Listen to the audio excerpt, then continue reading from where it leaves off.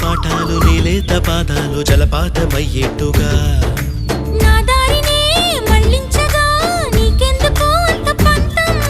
మంచేతిలో ఉంటే కదా ప్రేమించడం మానటం